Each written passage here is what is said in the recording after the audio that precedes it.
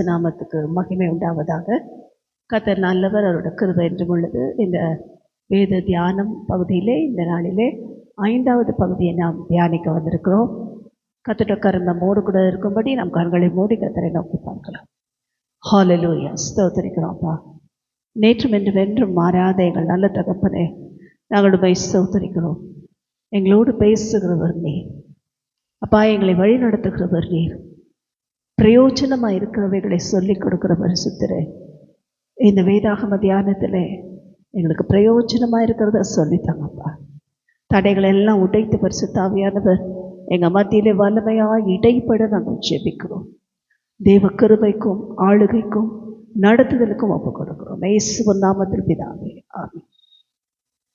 கர்த்தருடைய பரிசுத்த நாமத்துக்கு மகிமை உண்டாகட்டும். இந்த நாள் வேத தியானத்தில் நாம் பார்க்கும்போது கர்த்தர் எவ்வளவு நல்ல தேவன். இந்த பூமியையும் வானத்தையும் சகலத்தையும் படைக்கும்போது அவர் எப்படியெல்லாம் படைத்தார், அதனோட காரியங்கள் எப்படியெல்லாம் அமைந்திருந்தது என்று சொல்லி நாம் வேதத்தை தியானித்து பார்ப்போம் என்றால் அது ஒரு பெரிய அதிசயமான காரியம். நாம் தெய்வ தூதர்களை தேவன் படைத்த காரியங்கள் எல்லாம் நாம் போன பகுதியில் பார்த்தோம். அதில் 3 முக்கிய தலைவர்கள், அவர்களை தேவன் எப்படி சிருஷ்டித்தார் என்று பார்த்தோம், எதற்காக சிருஷ்டித்தார் என்று பார்த்தோம். அதில் முக்கியமாக லூசியலை குறித்து நாம் பார்க்க வேண்டியது அவசியம். இந்த லூசியலை குறித்து நாம் பார்க்கும்போது நான் சொன்னது போல் 14ஆம் அதிகாரம் ஏசைக்கேல் 28ஆம் அதிகாரம் 2 அதிகாரங்களையும் படித்தீங்கன்னா இந்த லூசியல் எப்படிப்பட்டவன், அவனுக்கு தேவன் என்னென்ன கிருபைகளை கொடுத்தார், அவனுக்கு கொடுக்கப்பட்ட நன்மைகள் என்ன, மேன்மைகள் என்ன, தாளந்துகள் என்ன என்று சொல்லி எல்லாம் தெளிவாக அதில் எழுதப்பட்டிருக்கும்.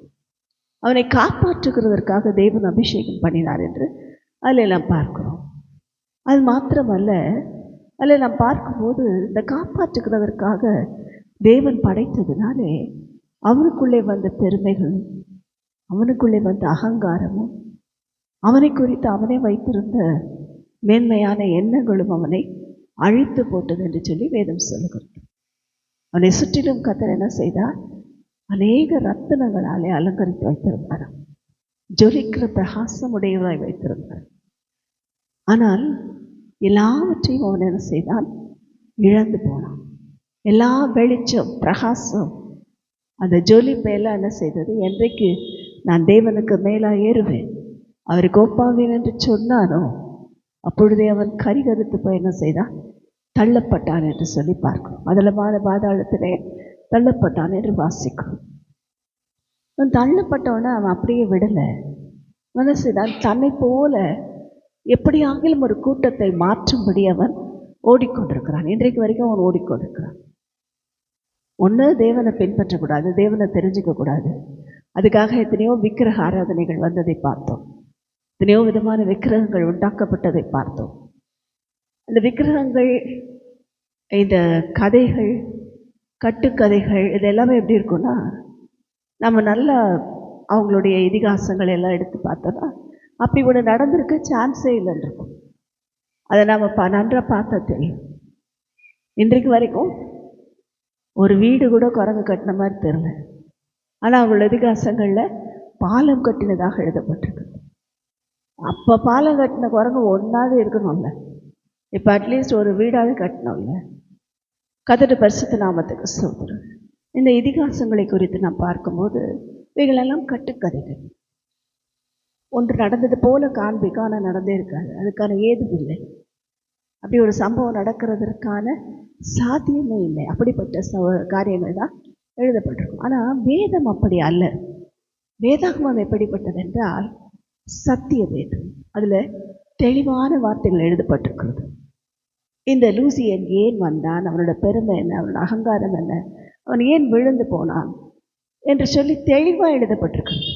அவனுடைய காரியங்கள் தான் இன்றைக்கு ஜனங்களை என்ன செய்கிறது, அலைக்கழிக்கிறது. பணம், பொருள், புகழ், இதுக்காக ஓடுகிறார்கள்.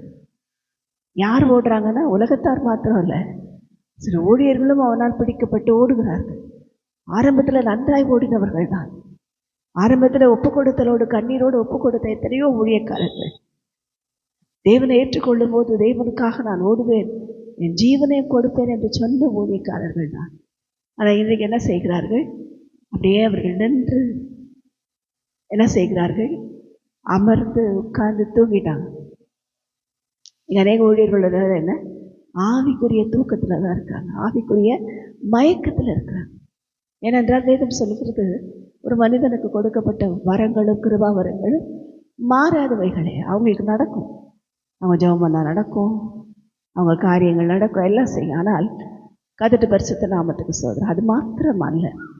ஒரு ஜெபம் பண்ணால் நடக்கிறது, அதை மாத்திரம் அவங்க ஊழியர். அதை தான் ஆண்டவர் சொன்னார், உண்மையான ஊழியர்காரர்களை எப்படி அறியலாம் அப்படின்னா அவர்களோட கனிகளினாலே அவர்களை அறிவீர்கள் என்று வேதம் சொல்லுது.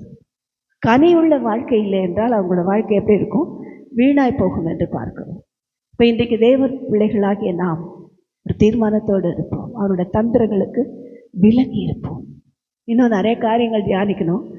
இன்றைக்கு இந்த பகுதியில் இதோடு நாம் முடிக்கலாம். பிற்பாடு திரும்ப மற்ற காரியங்களை தியானிக்க பரிசுத்த ஆவியானவர் நமக்கு உதவி செய்வாராக. ஆமென்.